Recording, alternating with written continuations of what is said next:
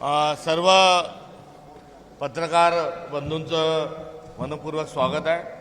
जसं की आपण जाणूनच आहात की काँग्रेस पक्षाची प्रदेश कार्यकारिणी जी आहे ती गेल्या 10 दिवसापूर्वी जाहीर झाली आणि या नवीन टीमसह पुढील कार्यक्रम आणि पुढचा जो पक्षाचं जे कार्य आहे ते पुढे नेत असताना 2 दिवसीय कार्यशाळा आयोजित करण्यात आली होती।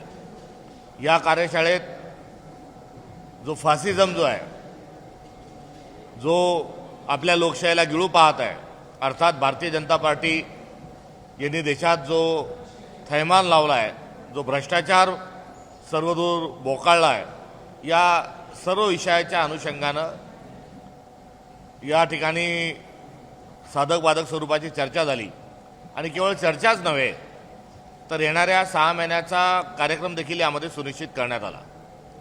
जो आंदोलन स्वरूपाचा असेल, जो सत्ताधाऱ्यांना प्रश्न विचारणारा असेल, लोकांपर्यंत जाऊन या सगळ्या विषयांच्या अनुषंगानं एक आंदोलन निर्माण करण्याचा असेल, या विषयाच्या अनुषंगानं आमची चर्चा झाली।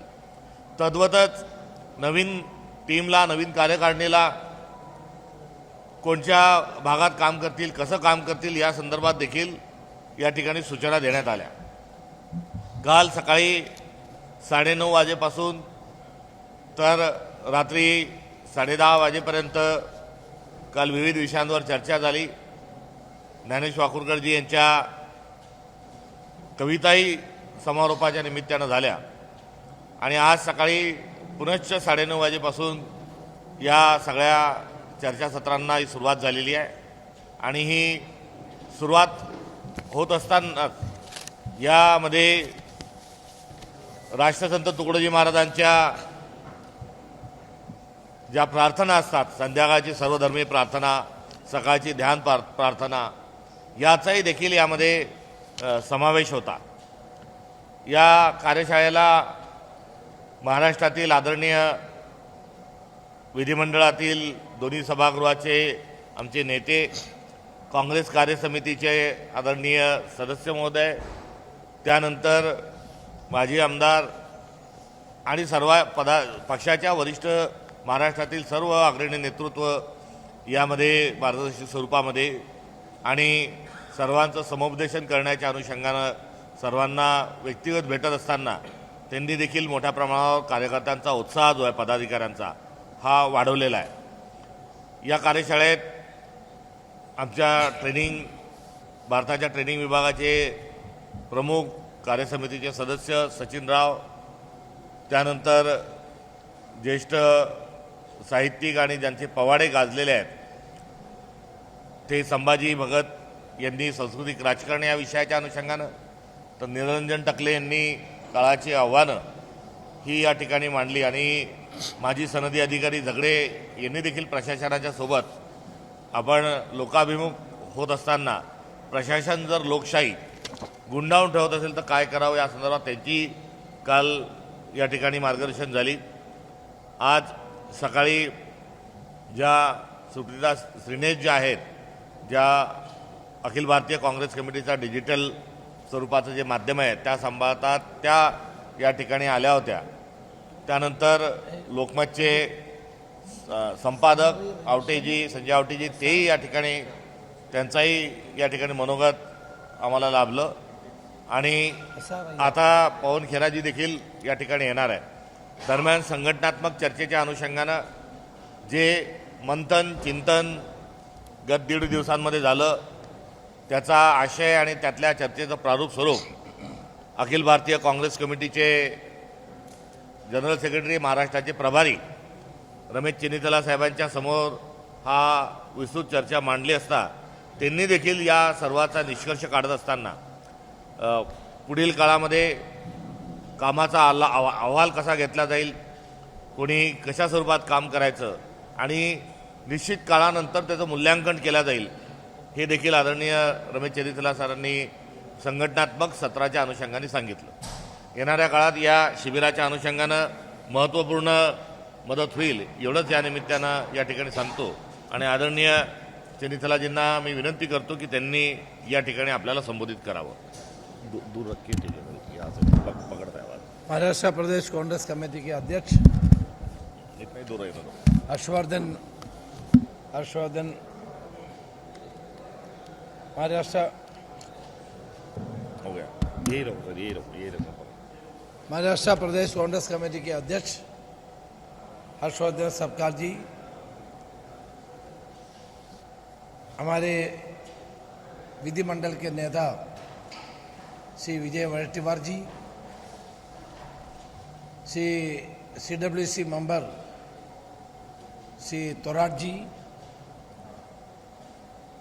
CWC मेंबर श्री राजीव नसीम खान जी, अपर हाउस के नेता बंटी पटेल जी, अनिल लोंढे जी,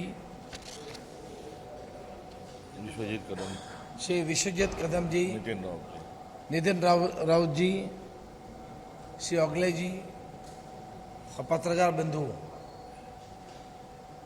कल और आज महाराष्ट्र प्रदेश कांग्रेस कमेटी के नए निर्वाचित पदाधिकारियों का शिविर इधर आयोजित की है.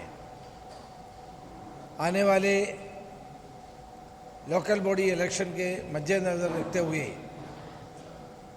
संगठन को मजबूत करने का कार्यक्रम हमने इस शिविर में रखा था. लेकिन आप लोग जानते हैं हमारे नेता श्री राहुल गांधी जी देश के सामने, जनता के सामने प्रजातंत्र को बचाने का एक कार्यक्रम रखा है. जब तक मोदी और अमित शाह रहेगा तब तक इस देश में प्रजातंत्र नहीं रहेगा. प्रजातंत्र को नरेंद्र मोदी की सरकार बिल्कुल खत्म कर दिया है. जहां भी चुनाव होते हैं इलेक्शन कमीशन और बीजेपी मिलकर के प्रजातंत्र को खत्म करते हैं. फ्री एंड फेयर इलेक्शन देश में इम्पॉसिबल हो गया है. सबसे पहले हमने महाराष्ट्र में इस बात को उठाया था. महाराष्ट्र के लोकसभा के चुनाव में महाविकास आघाड़ी सबसे ज़्यादा सांसदों को विजयी बनाए, लेकिन 3 महीने के अंदर असेंबली के चुनाव हुआ, परिणाम आपके सामने है. उसी समय हमने बताया था कि हर कॉन्स्टिट्यूंसी को लेकर के वोट चोरी हो रहे हैं, नकली वोट डाल रहे हैं.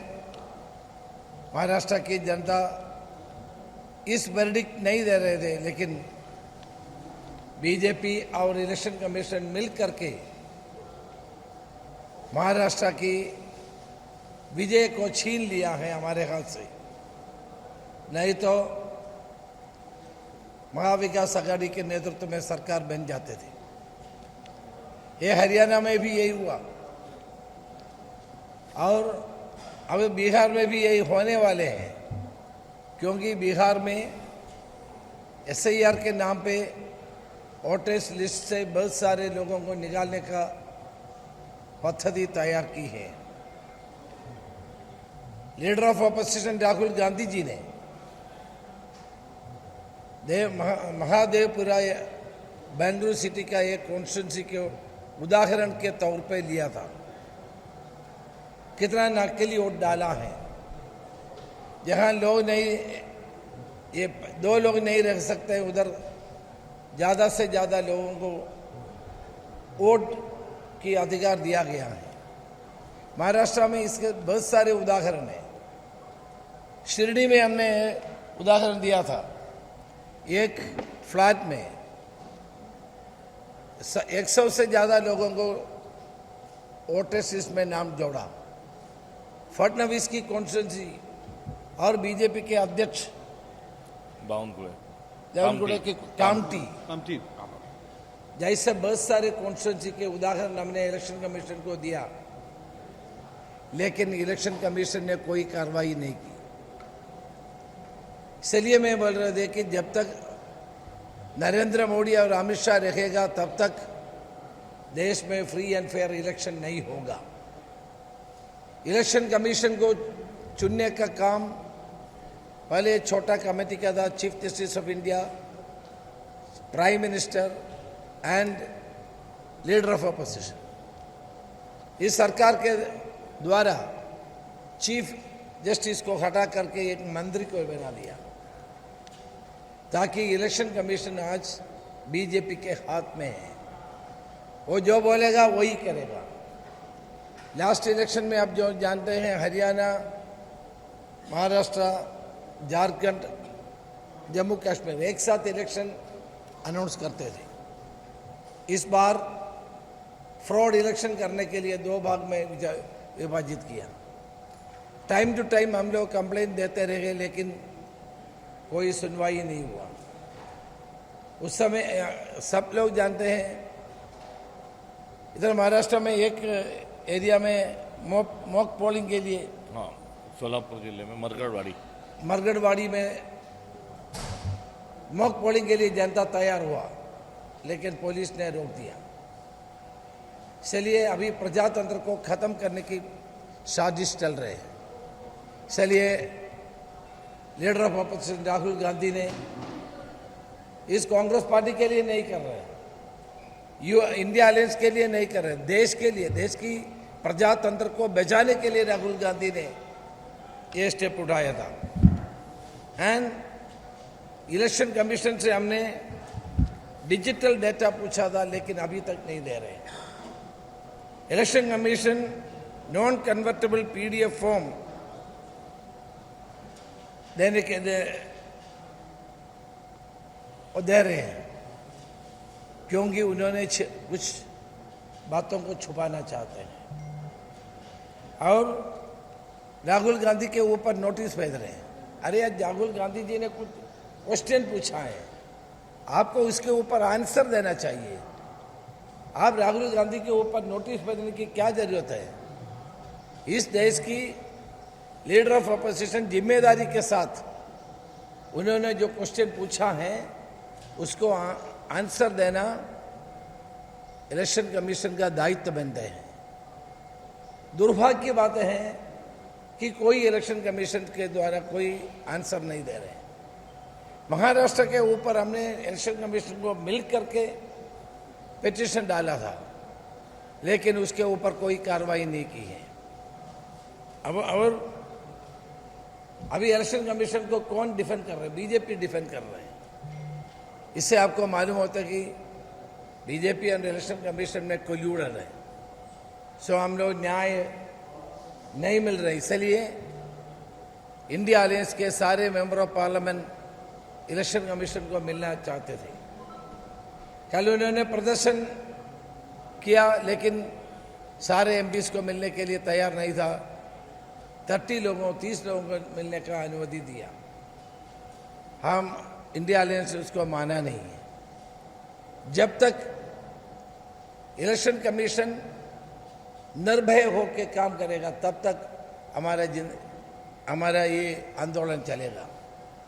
आज महाराष्ट्र, हरियाणा और अभी बिहार में भी ये वोटर्स में फ्रॉड वोटर्स को जोड़ने का और नकली वोट डालने का आरएसएस और बीजेपी का ये पद्धति को लोगों के सामने राहुल गांधी ने रखा है। इसलिए उनके ऊपर ये इलेक्शन कमीशन नोटिस भेजा है। लेकिन नोटिस भेज करके राहुल गांधी को डराने की काम बीजेपी नहीं कर सकते हैं। हम पूरा जिम्मेदारी के साथ कांग्रेस पार्टी और इंडिया अलायंस इस लड़ाई को आगे लेकर चलेंगे और देशवासियों को इसके बारे में पूर्ण रूप से वस्तुता को बताने के लिए हम लोग काम करेंगे। और कांग्रेस पार्टी के नेतृत्व में सिग्नेचर कैंपेन हमने आज शुरू की है। महाराष्ट्र के हर घर में हमारे कार्यकर्ता जा कर के हम सिग्नेचर कैंपेन करने का भी पद्धति तैयार की है। और हर ब्लॉक हेडक्वार्टर्स में हमने इसको लेकर के जनता के बीच में जाएंगे इसको लेकर के प्रदर्शन करने का भी तय की है। महाराष्ट्र के जितना भी ब्लॉक है, ब्लॉक कांग्रेस कमेटी के नेतृत्व में आने वाले दिनों में ये प्रदर्शन होगा और घर घर डोर टू डोर जा करके सिग्नेचर लेने का भी प्रोग्राम हमने की है। आप जानते हैं कि अभी अमेरिका का प्रेसिडेंट ट्रम्प ने हमारे को धमकी दे रहे हैं। इसका क्या कारण है? हमारे विदेश नीति पूरा फेल्यूर हो चुका है। हमारे विदेश नीति के जो फेल्यूर के कारण अभी अमेरिकन प्रेसिडेंट हमको धमकी दे रहे हैं। हमारे एक्साइज ड्यूटी, उनका एक्साइज ड्यूटी तो बढ़ाते जा रहे, 50% कर दिया है। हमारे फार्मर्स को, ट्रेडर्स को, एक्सपोर्टर्स को बस सारे नुकसान पहुंचने वाले हैं। आप लोग जानते हैं जब कांग्रेस की सरकार था कोई अमेरिकन प्रेसिडेंट हमको धमकी नहीं देते थे।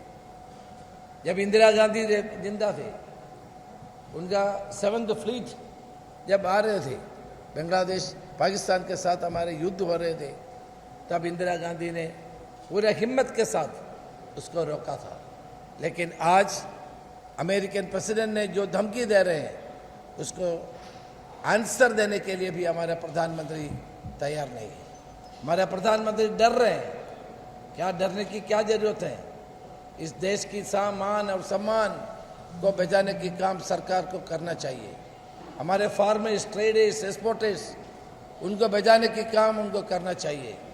लेकिन इनका विदेश नीति में पूरी तरह पराजित हो चुका है।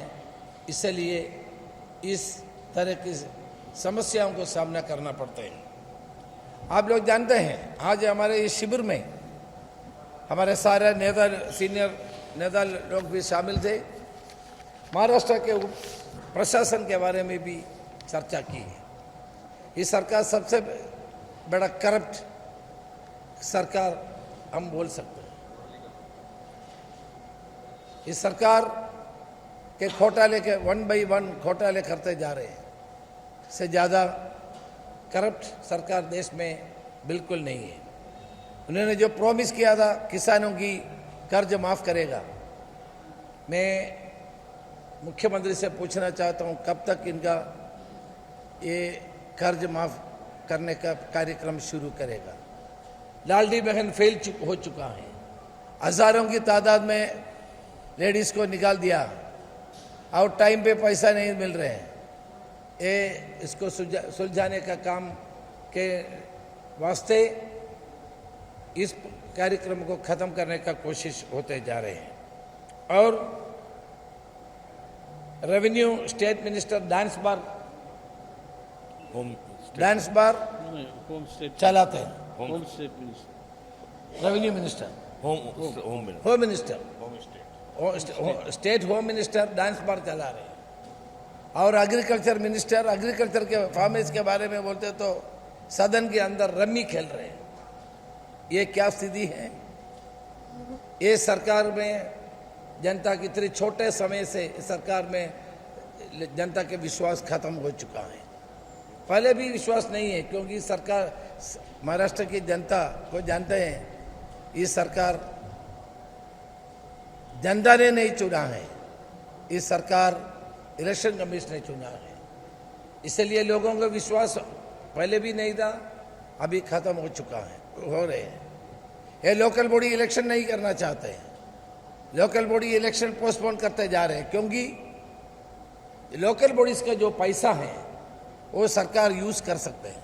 इसलिए उन्होंने इलेक्शन डिले करते जा रहे हैं। और प्रजातंत्र को मजबूत करने के लिए ग्राम पंचायत, ब्लॉक पंचायत, जिला पंचायत, कॉरपोरेशन, म्यूनसिपल इलेक्शन करने था। ये कितने साल हो गया महाराष्ट्र में इलेक्शन डालते जा रहे हैं, ये कब होगा किसी को पता नहीं है। इसलिए हम इस सरकार से ये रिक्वेस्ट कर रहे हैं कि जल्दी से जल्दी चुनाव का घोषणा होना चाहिए। वोटर्स लिस्ट का announcement voters list political parties को देना चाहिए ताकि हम हर पॉलिटिकल पार्टी अपने जो वोटर्स लिस्ट को निरीक्षण कर सकते हैं। और डिजिटल हर पॉलिटिकल पार्टीज को देना चाहिए। तो इस सरकार के खिलाफ एक वातावरण अभी बन चुके हैं और अंदरूनी झगड़े के बारे में वजह से सरकार को कोई निर्णय नहीं ले सकते। इन मुद्दों के ऊपर भी हमारे इस कैंप में चर्चा की है। आने वाले दिनों में कांग्रेस को और मजबूत करके हमने आगे चलेंगे, ये हम डिसीजन हमने लिया है। और मुंबई कांग्रेस कमेटी के को मजबूत करने के लिए एक कार्यक्रम एआईसीसी अपना बनाया है।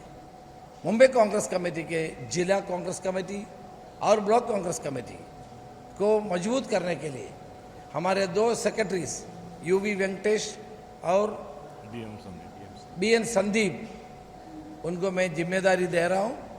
वो दोनों सेक्रेटरी जा करके जिला लेवल पे कार्यकर्ताओं से मिलेंगे, बात करेंगे और ब्लॉक कांग्रेस कमेटी और जिला कांग्रेस कमेटी का पुनर्गठन का प्रपोजल एआईसीसी को देगा। और मुंबई प्रदेश कांग्रेस कमेटी का भी पदाधिकारी बनने का भी जांच अभी शुरू हो रहे हैं, ताकि सितंबर फर्स्ट वीक में नया बॉम्बे रीजनल कांग्रेस कमेटी का पदाधिकारी, जिला कांग्रेस कमेटी और ब्लॉक कांग्रेस कमेटी एक घोषणा हम लोग करेंगे। Thank you.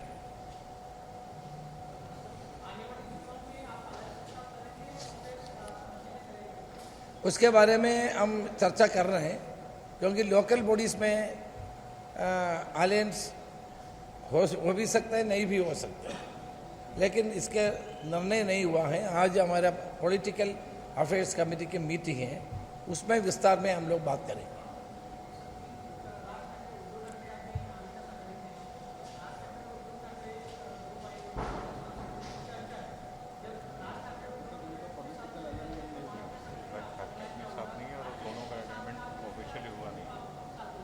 देखिए, आप देख लीजिए, अभी राज ठाकरे हमारे गठबंधन में नहीं है। उनके और उद्धव ठाकरे जी में जो मिलन और गठबंधन के बारे में हमको कुछ पता नहीं है। अभी कोई निर्णय नहीं हुआ है। जो निर्णय नहीं हुआ है, इसके ऊपर मैं क्यों टिप्पणी करना चाहता हूँ।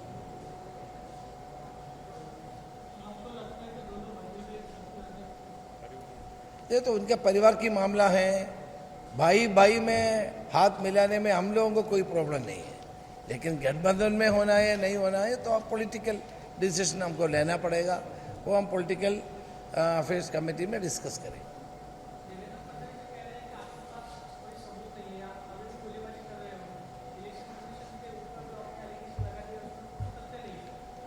क्या फडणवीस इलेक्शन कमिश्नर बन गया? देश के इलेक्शन कमिश्नर बन गया है और चीफ मिनिस्टर है। क्या है उनका रोल, क्या है? इलेक्शन कमिश्नर को उत्तर देने दीजिए। मिस्टर फडणवीस जो चीफ मिनिस्टर महाराष्ट्र है, उनको क्या अधिकार है ये बोलने का? उनके सामने क्या प्रूफ है? हमने राहुल गांधी क्वेश्चन पूछा है इलेक्शन कमीशन से, राहुल गांधी फडणवीस से क्वेश्चन नहीं पूछा है। इलेक्शन कमीशन को उत्तर देना चाहिए, तब हम लोग उसके ऊपर कार्रवाई जो करना है करेंगे। सवाल 7 से करते हैं, चला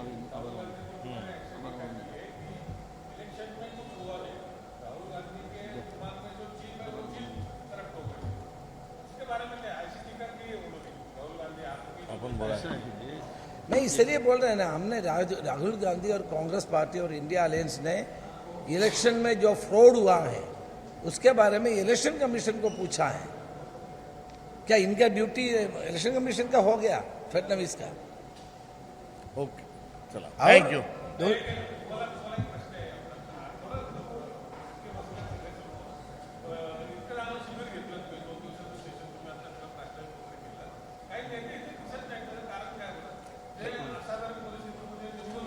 नाही, अशा नाही कोणा हा जो आहे हा एक रुटीन चालणारा एक भाग आहे आणि शिबिराकरता इथली जागा जी आहे ती सुलभ असल्यामुळे इथे आम्ही आलो आहे, नंबर 1. आणि हे शिबिर 5 दिवसाच्या 6 दिवसाच्या तयारी ठरल्यामुळे कोणाच्या काही कौटुंबिक अडचणी असल्यामुळे ते या ठिकाणी येऊ शकले नाही. अशा प्रकारचा कुठलाही न उपस्थित गैरहजर राहण्याच्या अनुषंगानं कुठल्याही नेत्याचा काही संदर्भ नाही. एबीपी माझा, उघडा डोळे बघा नीट.